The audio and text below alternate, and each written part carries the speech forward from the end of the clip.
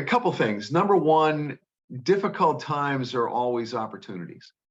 Okay. And there have been some of the greatest transitional achievements that mankind has ever put together during difficult times, during difficult economic times, or difficult, World War II, for instance, when the whole world was involved in one level or another. So a couple things. Number one, depending on what field you're in, it could be a huge boom or it could be a bust. Yeah. Like, I wish I had had Zoom stock in February of 2020. Okay. Yes. Well, a good friend of mine who's with a private equity firm on the West Coast, one of his first assignments in the mid or late 90s, whenever he showed up, was he presented to his senior management team a case for investing heavily in a startup company called Google. Okay, so we're in a time right now where technology allows us to have so many more opportunities than we might have had even 10 years ago, or certainly 30, 40, 50 years ago, that we need to be aware of what those opportunities can become, that ideas can become reality much more quickly. Yeah. The second thing is that what I have found in terms of, let's say, job skills, is it's kind of like real estate. In 9 years of doing job fairs, I met one web developer, one, because there's too much work for those people to do. Yeah. The supply and demand is totally in the favor of the employee versus the employer. If you have those technical skills that are in high demand, and certainly there are other fields that have that, certain parts of healthcare, certain parts of any technology development, any web app developer right now, all of those areas, it's like real estate. It's like location, location, location. If you're in the right location, it almost doesn't matter what property you have. Like, I've seen people with horrible resumes get great jobs because they're in such high demand that as long as they can communicate something about themselves, they'll get a chance and they get started. So I'm saying two things. One is recognizing what opportunities may exist in terms of your functional areas of expertise, or you may want to have some additional training and expertise developed, like use the time that you may have between jobs to get some additional credentials.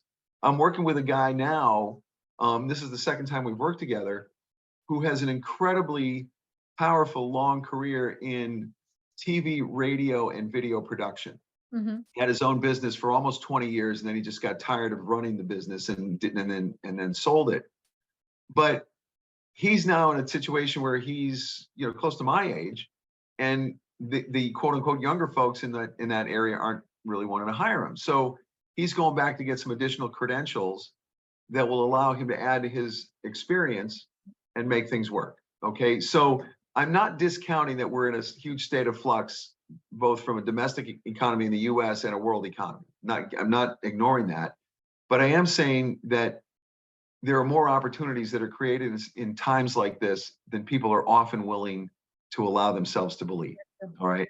The other part of this is, have you been in a role that you really didn't want to be in for a certain period of time, and does moving on from that role open up the doors? Like you talked about me being, my soul map has freedom all over it. Yeah. Is that something that you as an individual have as well?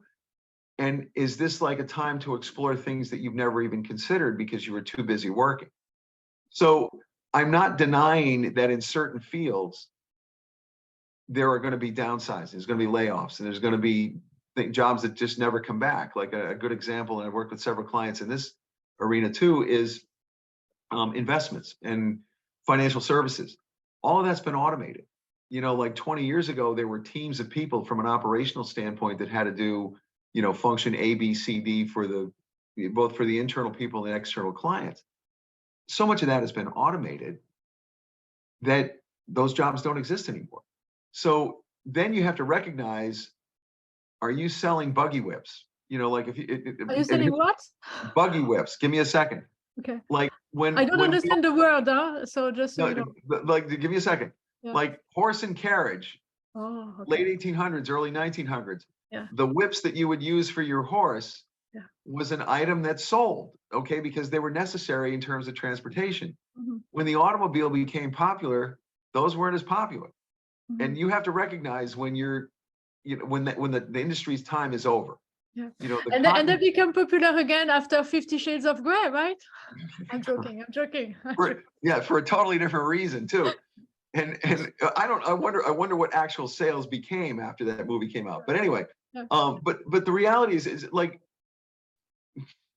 there are people, like when I first got into the pharmaceutical industry, it was a ripe job, a ripe industry. And then there were a whole bunch of constraints put on the industry. There were things where drug approvals became much, much more tedious. So the money wasn't there. Yeah. And drug companies, as you know, around the world, drug companies, biotech companies, nutraceutical companies, et cetera, are combining or merging so that they can still be profitable. And the pharmaceutical industry is no fun anymore to me. Okay. In other words, medical devices maybe, but it's totally changed from what it was 30 years ago. And that's the kind of thing you have to look at and say, okay, what's happening in the greater environment that I find myself in? And then how do I adapt my own skills into either a revised version of that environment or a totally different one? Okay. And I do career switches with people. Probably a third of the people I work with are going through some kind of, not just a career transition in terms of finding another job, but making a real career switch. And for me, that's fun work, because that's when all of the introspective stuff that we've talked about earlier on in this call come up to the surface. That's when people really have to look themselves in the eye and say, what am I put here to do? What would I really want to do? And how's that going to translate into what the marketplace needs? I like what you're saying here. It reminds me of, with stress and burnout, like sometimes like it takes someone to go to the ultimate stage of full burnout to be able to take that break and look after themselves. So it's really like a little bit of like, it might take, being laid off or, in this weird economy to finally allow ourselves to look at, now that I'm here, now I finally got the opportunity to do the internal work and to really think about what I really want to do. Otherwise, like 10 years down the line, would still be into the exact same position without allowing themselves to maybe think about what they truly want, Well, here's another example. And I'm, again, anecdotally, but about 5 years ago, I worked with a woman who was with a major communications company in the accounts payable department for 28 years. She had 3 different positions in the same department, in the same building for 28 years. It would have made me gouge my eyes out. I would have got so bored. That's me. But for her, it was a comfort zone, and she liked her job. She was doing well.